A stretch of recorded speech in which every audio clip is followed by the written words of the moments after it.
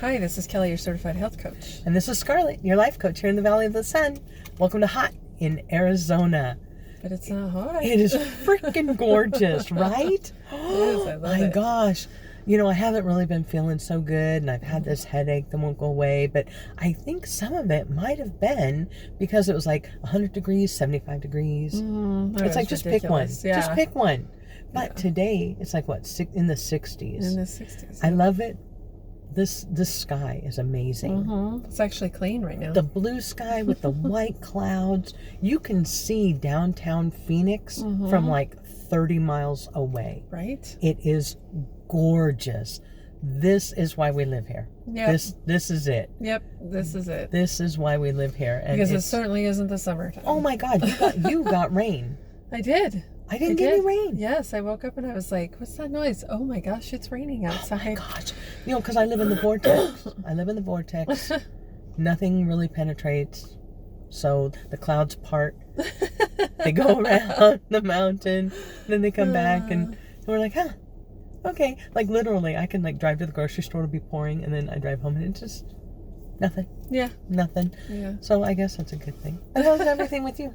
Good. Yeah, good. how's the house? It's pretty good. I mean, it's an adjustment for sure. I'm sure it is. For sure. And, But but it's when it's you good though. wake up and you look at it, Yep. and you're like, I did this. I did this. Yep. I did this. This is mine.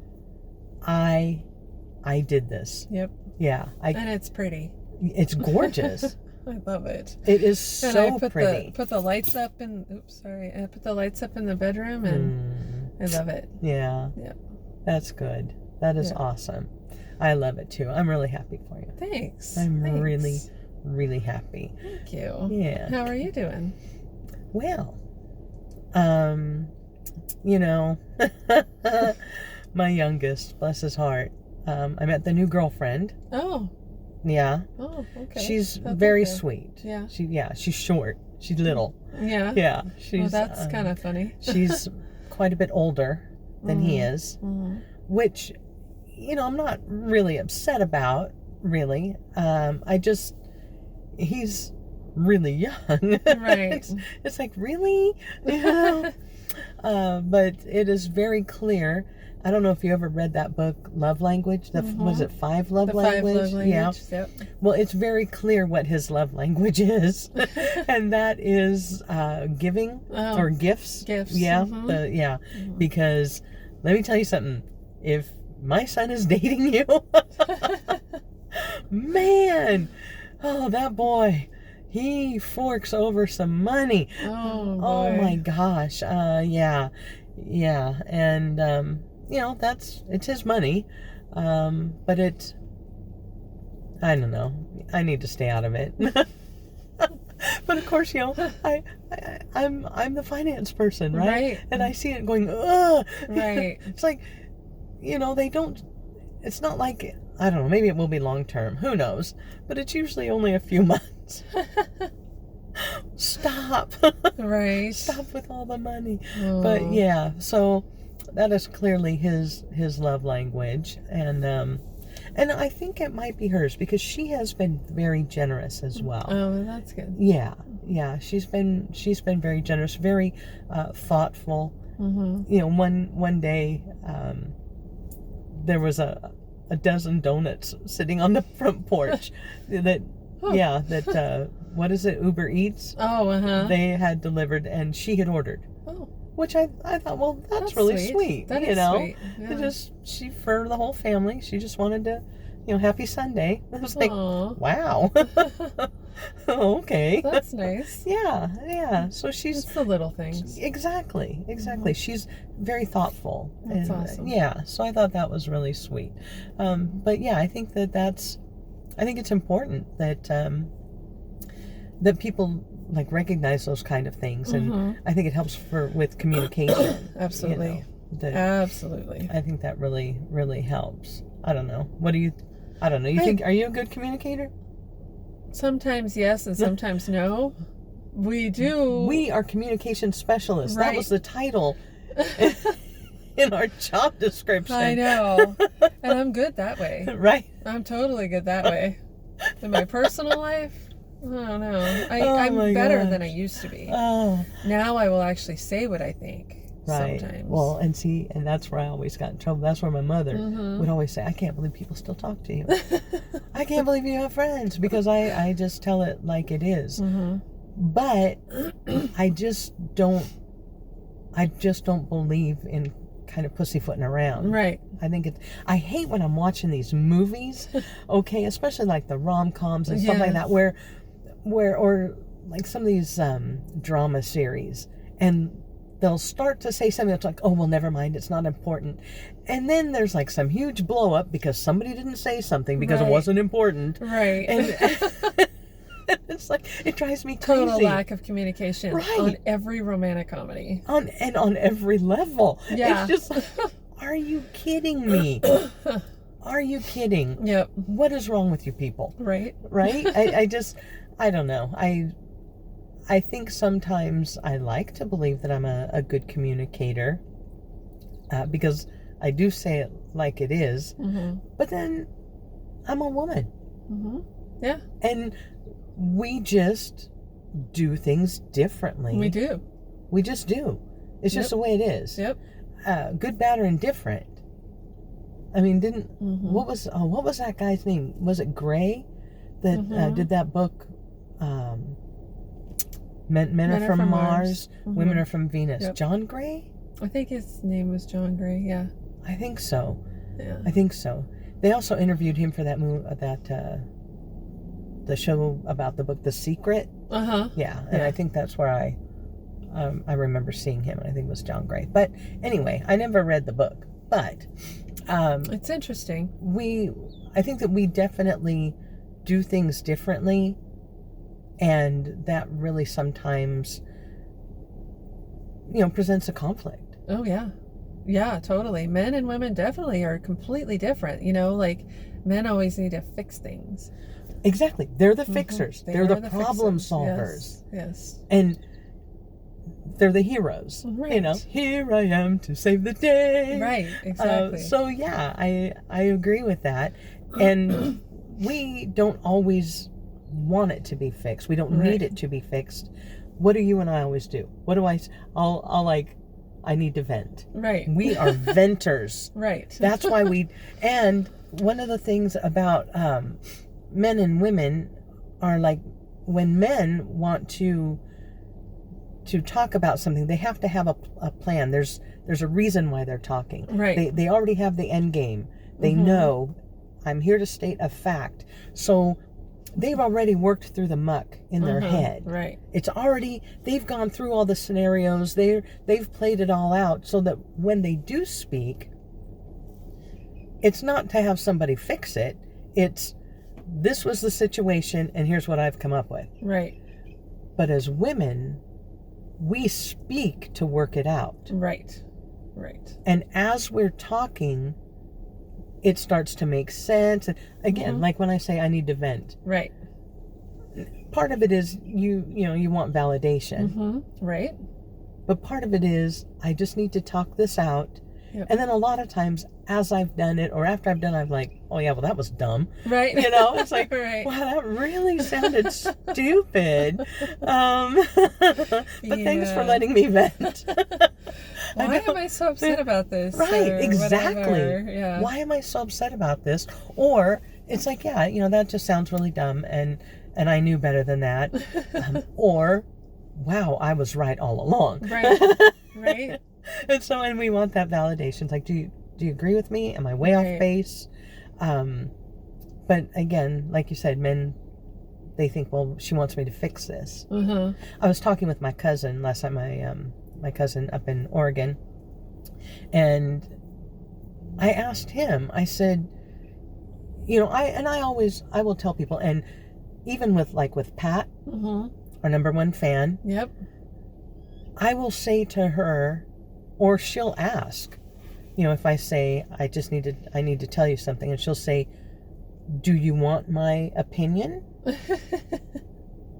Or are you just looking to vent? Because, and of course with her, I always want her opinion, because she's brilliant. She is. But yes. And I think that that's important when you are communicating with somebody else, to let them know up front. Yes. Look, I want to tell you this. It's been weighing on me. I'm not asking for your help. You don't need to fix it. I just need to talk through this with somebody. Right. Because I think a lot of times guys, when they start to hear you, talking, they're like, "Ooh, she wants me to fix something." Right. And then when you start like rambling and babbling, they're like, "Get to the point." I don't care what, Betty had for lunch, and Right. get to the point. Yes, they're very point driven. Right. Yeah. Yeah, and we do, like I said, we work it all out as we're talking. Yep. And so what she had for lunch may have been important. Exactly. It's like I cannot sit there and have lunch with somebody, who's going to eat snails. It's not going to happen. And yeah, so that's important to talk about. Another thing that I think really kind of sets them apart is, again, we like to verbalize things and work things out as we go.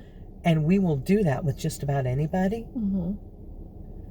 Whereas when a man has something weighing on him, a lot of times he retreats. Yes. And some of them just kind of go into themselves, or they may go someplace like to their man cave or to the garage, go work on something, a car, or they want to separate themselves from whatever it is, so that they can kind of work through it. Right. They take that step back, and then they will reapproach it kind of with fresh eyes. Right. And then they'll work it through their head and then come to their conclusion. Right. Whereas, again, we want to... This was from something, I don't know if it was a movie. I think it was a movie. My mother used to always say this.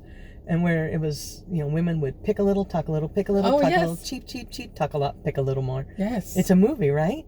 Is that from The Music Man? Maybe. Pick a little, tuck a little, pick a little, tuck a little, cheap, cheap, cheap, cheap, cheap, cheap, cheap, cheap. It Right? might be from The Music Man. Might be. It might be from The Music Man. That's how she would explain, women, because that's what we do, right? Right. That is what we do. But I always use that analogy, and I know I've told you this before, but to me, okay, so I have 2 boys, right? I don't have girls. Right.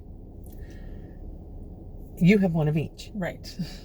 So I always thought, well, guys act the way they do just to piss us off. But the fact is, they really are born that way. Right. They're not doing it to upset us. It's just the way they are.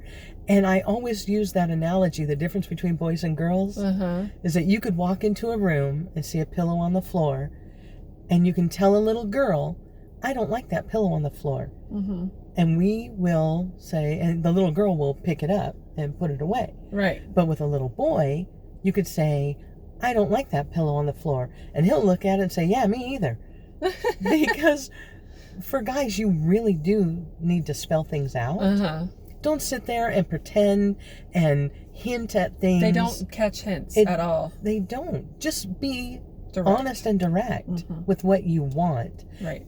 Because that, I think, also sets it up for conflict. Well, you should know this. You should have known this. Right. Why do I have to tell you? You should have known that's what I wanted. How? Right. I mean, even with me, I have a hard time sometimes with other women. We'll be having a conversation, and gosh, this just drives me crazy. Well, you know what I mean. They'll hint at something and they'll stop. They'll say something and hint at something and stop and say, "Well, you know what I mean." Well, no. No, I don't. I really don't know what you mean. I don't know how anybody knows what you mean. So spell it out for me. Talk to me like you don't know me. Never met me before. Yeah, or they'll talk about people. Oh, yeah. That you have no clue. Right. You're like, who? What? Right. Well, you know Janet. No, I don't know Janet. Who's Janet? Yeah, it's like, wait a minute. I feel like I don't even know you at this point. Let's go back and start this over again. Right. But I just thought, heading into this holiday season, I know that things are going to be different. And like poor California, you can't go see your family for the holidays. Maybe that's a good thing. Seriously, it might be better for everybody. For some families, maybe, but I know that like our family, we didn't have a huge family. My stepdad had 6 kids, and they all had spouses and significant others, and then they all had kids, and it was a big to do. It was a big to do. Sometimes feelings got hurt. People left angry, swearing that they were never coming back. And I was never that lucky. Every year they came back. But my mom's side, it was very small. And my aunt and uncle, my cousin, they lived nearby. And we would all, meet up for the holidays. And it was like everybody would kind of separate. The guys were, in the living room around the TV. And then the women were either in the kitchen or in the parlor. And as kids, we were just outside. Right. We were just, don't want to be a part of that. But the different conversations that went on, it never failed. My stepdad would piss off my grandfather because he always had to be right about whatever he was talking about. And he had a really bad habit of saying, you know what I mean? Oh. You know what I mean? And so finally my grandfather would just look at him and say, no, I don't know what you mean. And go back to watching his football game. It would just crack me up. I don't know. I mean, your family kind of gathers at one person's house. And, for Thanksgiving, yep, we gather at my sister's house. It used to be mine. Yeah. And now it's my sister's, which is kind of nice that I bet. Her husband took over the cooking. And you don't have to clean the house. You don't have to... One year we had clean up afterwards. We bought a house in Flagstaff, and we literally bought it right before Halloween. Oh my God! We had Thanksgiving at our house, and sorry, I'm about to sneeze. So Tom wanted to have Thanksgiving at our house. Well, he had a big family. So we had like 50 people at our house. So with mine and his, oh my gosh, it was like 50 people. Oh my gosh. And it was very stressful. Have a big family. Yes, he did. I know this because before you and I met, I had already met some of his family. Didn't even know. Yeah.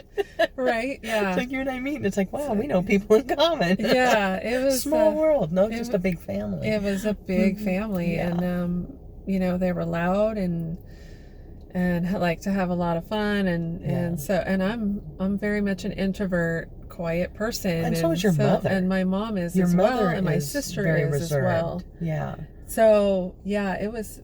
My stepdad fit in perfectly. He's very loud and gregarious and whatever. So he fit in there perfectly. That's funny. They all seemed to kind of compete for the center of attention.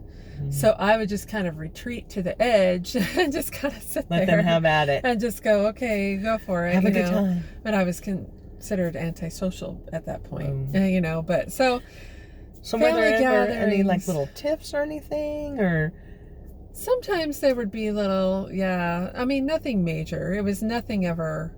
They always say that you need to stay away from certain topics. Yes. We never stayed away from those topics, really. Religion and politics. Right. Yeah.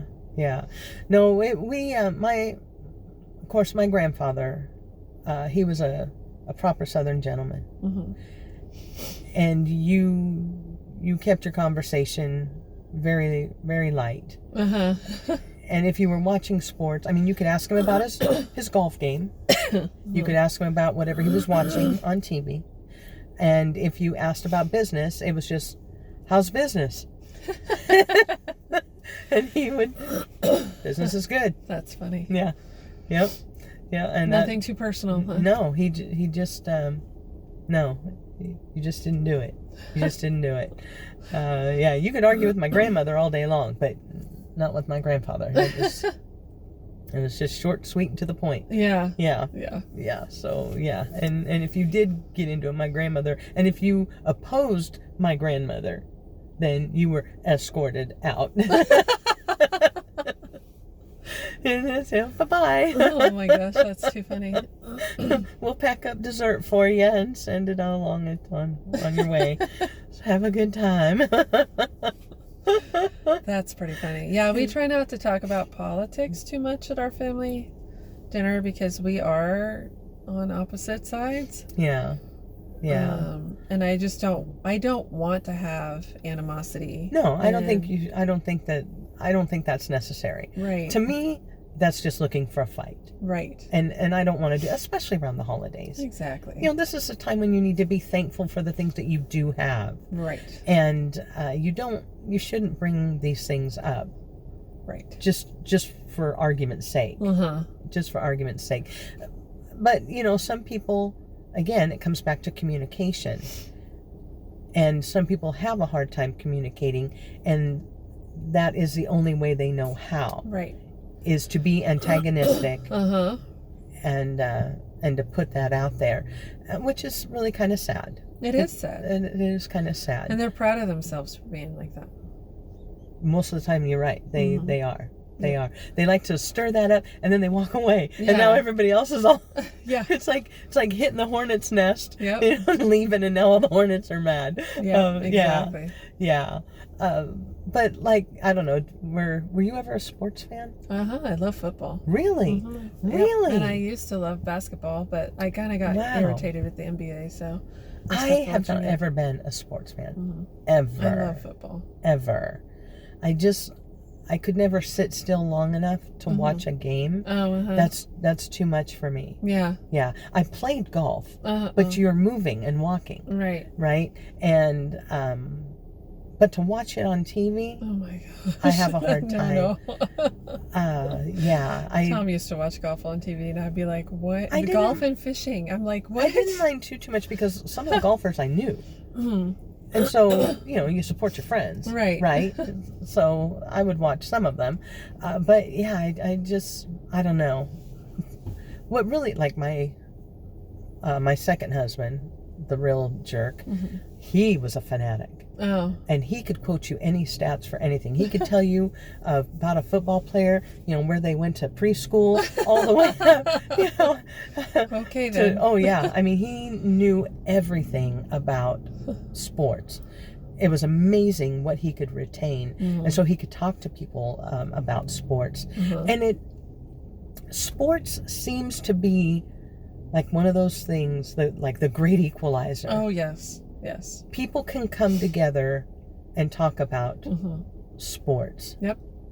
Did you ever see that movie City Slickers? Oh, yeah. I love that movie. That's a good movie. It is an awesome movie. Yeah, it's funny. It was hysterical.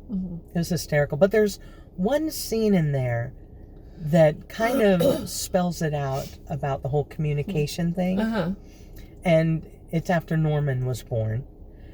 And if you haven't seen City Slickers, it's about some city slickers that go to a dude ranch and they go on a cattle drive.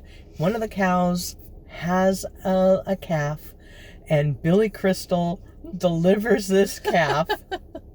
It's hysterical because doesn't he lose his watch? I don't know. But yeah, I think something like that. Yeah. And anyway, he names the calf Norman. And Norman is adorable. And they're sitting, I think they're having breakfast. I think there's the campfire. And they're all kind of sitting around. And Billy Crystal's holding Norman. And they're kind of talking about what has kind of brought them there. Everybody has a different story as to why they're there on this dude ranch, on this cattle drive. And a father-son duo come walking up. And they're talking about sports. And there's one girl in the group. And she says, sports. And one of the other guys is like, what, you hate sports? And she says, no, and I'm paraphrasing. I don't remember it all. But she says, it's just how you guys can talk about that is just beyond me. And they're like, well, what do women talk about? And it kind of made me laugh. We're so self-righteous. Uh-huh. Well, we talk about meaningful things. Relationships. Are they working? Are they not? And I'm thinking, and you can tell by the look on their faces, right? They're like, It's like, who cares? But then one of the men, he says something about he and his father. Mm-hmm. And he says, my father and I could not communicate. But we could still talk about baseball. Uh-huh. So no matter what, even if they could not talk about anything else, they were able to come together with that. Right. And right. I think that is really very cool. Uh-huh. That they could find some common ground. Right. We may not agree on anything else. Mm-hmm. And I may even be really mad at you right now. Mm-hmm. But through this, we can be civil, right, and we can talk. And sometimes it works out that when you're talking about that stuff, there may be some metaphors in there, uh-huh, that really bring you back together. Right. It's amazing. Right. It is really amazing. I think that people should always try to work on their communication skills. Absolutely. That's how I've become friends with some of these people, is just talking about sports. Yeah. Because that's really cool. The common ground, you know? It's like, oh, I love football. Oh, yeah, me too. And then we just start talking, and then that leads to other things. Right. So. Right. And it just opens up a whole new world, really. Mm-hmm. Yeah. Yeah. I think that is very cool. Yeah. Well, that's going to bring us to what's hot in Arizona. Yeah. Yeah. So, 'tis the season, football and whatnot. And I know that we can't really, I don't really think that they've opened that up to fans going back and watching live. No. However, we do have a really great sports arena. We do. Well, I mean, we have several, but today we're going to talk about State Farm Stadium. Mm-hmm. I will always call it Cardinal Stadium. Cardinal Stadium. Yep. And that's just what it is. Yep. Sorry, State Farm. It's Cardinal Stadium. There's a big cardinal head at the door. Right. You can't miss it. It is right off of the 101 freeway in Glendale. Mm-hmm. It is at number 1 Cardinal Way. From the freeway, seriously, it looks like a temporary fixture. Yep. Yep. Really cool architecture, but it looks like a blow-up tent. It looks like a big bouncy house, right? Right. We're just going to put this here for right now, and we may move it later. But no, it is a big fixture. It is there permanently. It is a really cool place. Now, I know that a lot of people have been there for sporting events. I was there for another event. I saw Gabriel Iglesias, Fluffy. Oh, love that guy. Oh my gosh, hysterical. That would be great. Oh my gosh, lost my phone in the bathroom, left it there, went back, it was gone. Of course. But somebody had turned it in. Oh really? Oh my gosh. Wow. People in Arizona are great. Wow. They're great. Yeah, they turned it in. I went over to Lost and Found, told them what it looked like. They was like, yeah, they just dropped it off. Huh. I was like, how cool is that? Yeah. It was superb. But this place really is very cool. Oh, and you know what else they have there that I still haven't had anybody go with me? The RV shows. Oh, yeah. They have RV shows. Sometimes they do have the home show there. One of the many home shows they have there. And it's really a great venue. What a lot of people don't know is that they also do tours. That's so cool. They have behind the scene tours. Now, they used to have the public group tours. And this was anybody, they would sign up 20 people. It could be, me and you, and then a group of 4, and then just random people, right? They don't do that anymore because of the China virus. But they do private tours still. That's so awesome. It's a smaller group. You all know each other. You know that you're healthy. And it's a little bit pricey, but I think for the ultimate sports fan, what a great gift. I think it's $145. Oh. Yeah. Per person or for the tour? For the tour. Oh, that's for a awesome. group of 10. That's not bad. Right? That's not bad. So I figured if everybody went in on it, Yeah. you know, then that would be a great gift. That would be an awesome gift. For like a little family thing to do, or just all the sports fans in the family or whatever. Right. I think that would be amazing. You get to go behind the scenes, check out everything throughout the building, and you don't get to go into the home team locker rooms, but you do get to go into the visiting team locker rooms. That's so cool. I thought that is like really, really nice. Yeah. And it's really a beautiful building. Another thing that I did not know is, you know, everybody knows that they have the boxes, the suites that you can watch the games and other events from, but they also have like suites or meeting rooms that anybody can rent. That's so cool. It is cool. That is If really you cool. And they have what is it? I had it written down here. It's called the Bubble Lounge. It's a champagne bar. What? Yeah, right?